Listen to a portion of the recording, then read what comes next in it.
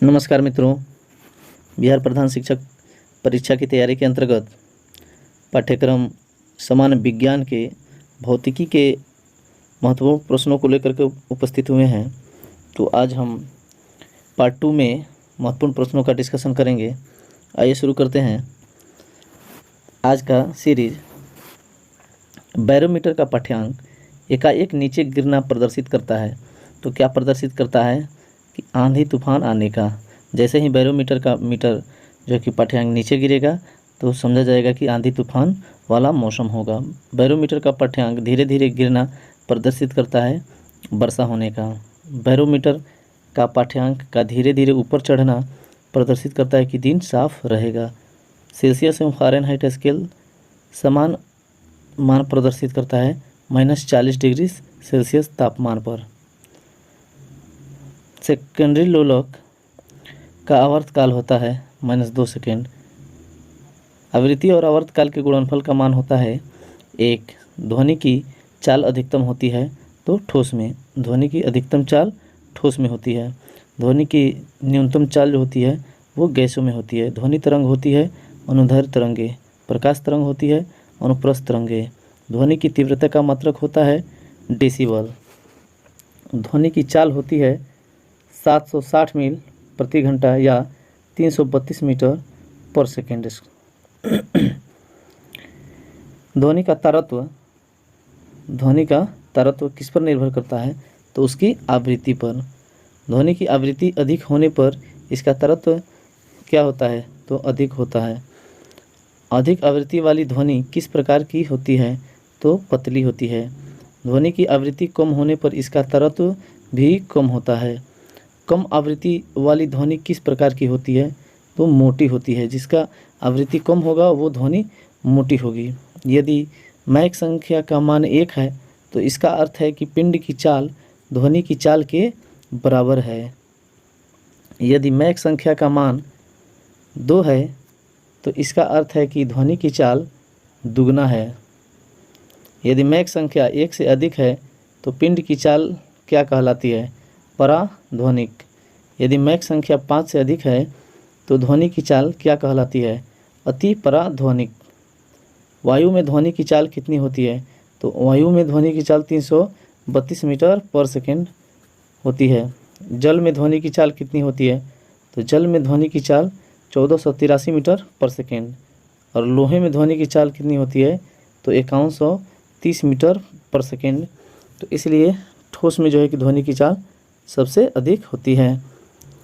ध्वनि ऊर्जा को विद्युत ऊर्जा में परिवर्तित करने वाला यंत्र कहलाता है माइक्रोफोन।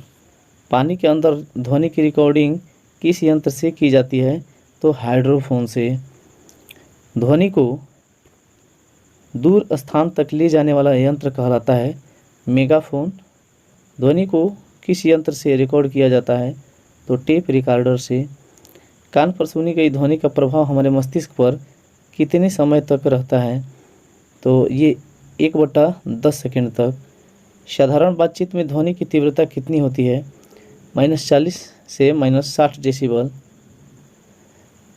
0 डिग्री सेल्सियस पर शुष्क वायु में ध्वनि की चाल कितनी होती है? 0 डिग्री सेल्सियस पर ध्यान देंगे। शुष्क वायु में ध्वनि की चाल 332 मीटर पर सेकेंड होती है। और जैसे जैसे वायु में नमी होती जाएगी ध्वनि की चाल बढ़ती जाएगी। हमारे हृदय के धड़कन की आवृत्ति किस प्रकार के यांत्रिक तरंगों के समान होती है? तो अश्रव्य तरंगों के समान। कमरे में रखे रेफ्रिजरेटर का दरवाज़ा खोल दिया जाए तो कमरे का ताप, बहुत ही महत्वपूर्ण प्रश्न है, ध्यान देंगे। कमरे में रखे रेफ्रिजरेटर यानी फ्रिज का दरवाज़ा खोल दिया जाए तो कमरे का ताप क्या होगा? तो बढ़ जाएगा। दूध से क्रीम को अलग करने पर दूध का घनत्व बढ़ता है। प्रतिध्वनि सुनने के लिए श्रोता एवं परावर्तक सतह के बीच की दूरी होनी चाहिए, तो वो 17 मीटर होनी चाहिए। अस्थायी तथा अस्थायी चुंबक बनाए जाते हैं क्रमशः नर्म लोहा और इस्पात के। पृथ्वी के भौगोलिक तथा चुंबकीय अक्ष के बीच का कोण होता है -18 डिग्री। ठोस का चमकना तथा मृग मरीचिका का बनने का कारण है? तो पूर्ण आंतरिक परावर्तन। पानी के अंदर हवा का बुलबुला कार्य करता है, ध्यान देंगे, पानी के अंदर हवा का बुलबुला कार्य करता है तो अवतल लेंस की भांति। पानी के अंदर हवा का बुलबुला कार्य करता है अवतल लेंस की भांति। कपड़ा सुखाने की मशीन तथा दूध से मक्खन निकालने की मशीन कार्य करती है अब केंद्रीय बल के सिद्धांत पर। लालटेन की बत्ती के तेल पर ऊपर चढ़ना तथा ब्लॉटिंग पेपर स्याही सूखने के कारण है, केशिकत्व के कारण। यदि हम लालटेन की बत्ती से जो है कि दीपक जलाते हैं और उसमें मिट्टी का तेल या डीजल जो भी रखा है तो वो किस बल से ऊपर चढ़ता है, तो वो केशिकत्व के कारण ऊपर चढ़ता है। आगे देखेंगे, तड़ित चालक बनाया जाता है तांबा का। तड़ित चालक का आविष्कार किया था बेंजामिन फ्रैंकलिन ने। कार्बन, सिलिकॉन तथा जर्मेनियम उदाहरण हैं अर्धचालक के। चुंबक को स्वतंत्रतापूर्वक लटकाने पर वह सदैव जो है कि रुकती है उत्तर दक्षिण दिशा में। परमाणु बम आधारित है नाभिकीय विखंडन सिद्धांत पर। हाइड्रोजन बम आधारित है नाभिकीय संलयन सिद्धांत पर। चुंबकत्व समाप्त हो जाता है, ध्यान देंगे, चुंबकत्व समाप्त हो जाता है हथौड़े से पीटने या गर्म करने पर। जीवों के अवशेषों की आयु का पता लगाया जाता है कार्बन डेटिंग पद्धति द्वारा। किसी भी जीवों को या पुराने अवशेषों को पता लगाया जाता है कि उसकी आयु कितनी है, तो जीवों और अवशेषों की आयु का पता कार्बन डेटिंग पद्धति द्वारा लगाया जाता है। पुरानी चट्टानों तथा निर्जीव पदार्थों आदि की आयु ज्ञात की जाती है, तो ये यूरेनियम डेटिंग पद्धति द्वारा। आगे ध्यान देंगे, नाभिकीय रिएक्टर में होने वाली अभिक्रिया के नियंत्रक के लिए प्रयोग किया जाता है कैडमियम बोरॉन की छड़। कैडमियम तथा बोरॉन की छड़ का प्रयोग नाभिकीय रिएक्टर में होने वाली अभिक्रिया के नियंत्रण के लिए प्रयोग किया जाता है। पहाड़ों पर खाना देर से पकता है। यह बहुत प्रचलित प्रश्न है कि पहाड़ों पर खाना देर से आखिर क्यों पकता है, तो क्योंकि वहाँ जो है कि वायुमंडलीय दाब कम होने से जल का क्वथनांक घट जाता है। नाभिक का आकार होता है 10⁻⁻15 मीटर। रेडियोधर्मिता का आविष्कार किया था हेनरी बेकुरल ने। ज्योति फ्लक्स तथा शक्ति का मात्रक है, ध्यान देंगे, ज्योति फ्लक्स तथा शक्ति का मात्रक है क्रमशः ल्यूमेन तथा वाट। प्रतिध्वनि का कारण है ध्वनि तरंगों का परावर्तन। पारा का हिमांक तथा क्वथनांक होता है क्रमशः 39 डिग्री सेल्सियस तथा 357 डिग्री सेल्सियस। सूर्य के प्रकाश में प्रकीर्णन सबसे अधिक होता है, तो बैगनी रंग में जो है कि सबसे अधिक प्रकीर्णन होता है। लॉ ऑफ फ्लोटिंग सिद्धांत की खोज की थी आर्किमिडीज ने।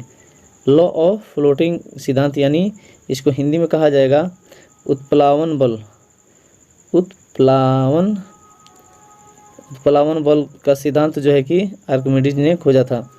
बर्फ़ के दो टुकड़ों को आपस में दबाने पर टुकड़े जो है कि आपस में चिपक जाते हैं, क्योंकि दाब अधिक होने पर बर्फ़ का गलनांक घट जाता है। गाड़ी के साइड मिरर में प्रयुक्त दर्पण होता है, ध्यान देंगे, गाड़ी के साइड मिरर में प्रयुक्त दर्पण जो है उत्तल दर्पण होता है। दंत चिकित्सक द्वारा प्रयुक्त दर्पण होता है अवतल दर्पण। साबुन का बुलबुला रंगीन दिखाई देता है व्यतिकरण के कारण। बादल वायुमंडल में तैरते हैं कम घनत्व के कारण। एक्स किरणों की खोज की गई थी रॉन्जोन द्वारा 1895 में। कैंसर के इलाज में प्रयोग किया जाता है तो कोबाल्ट 60। बादलों की दिशा या गति मापने वाला यंत्र कहलाता है नेफोस्कोप। आगे देखेंगे, पानी से भरे गिलास में बर्फ़ का एक टुकड़ा तैर रहा है। यदि बर्फ़ का टुकड़ा पूरा पिघल जाए तो पानी के स्तर पर क्या प्रभाव पड़ेगा, तो वो अपरिवर्तित रहेगा, क्योंकि किसी भी बाल्टी या गिलास जो भी हो, अगर बर्फ़ उसमें तैर रहा है तो पहले से ही उतना जल जो है कि विस्थापित किए हुए है, तो उसके पिघल जाने से उसके स्तर में कोई परिवर्तन नहीं होगा, वह अपरिवर्तित रहेगा। क्रायोजेनिक इंजनों का प्रयोग होता है रॉकेट प्रौद्योगिकी में। जब एक गैस के पात्र में दाब बढ़ाया जाता है तो उसका द्रव्यमान जो है कि अपरिवर्तित रहेगा। यदि लोलक की लंबाई 4 गुनी कर दी जाए तो लोलक का समय जो है कि वो दुगना हो जाएगा। किसी सरल लोलक की लंबाई 4% बढ़ा दी जाए तो उसका आवर्तकाल जो है कि 2% बढ़ जाएगा। स्प्रिंग को अपनी सामान्य लंबाई पर वापस लौटने के लिए लगने वाला बल को कहते हैं प्रत्यानयन बल। तो मित्रों, ये रहे भौतिकी के महत्वपूर्ण प्रश्नों का दोस्तों, आशा करते हैं वीडियो अच्छी लगी होगी। अच्छी लगी हो तो वीडियो को लाइक करें, कमेंट करें, शेयर करें तथा चैनल को सब्सक्राइब जरूर करें।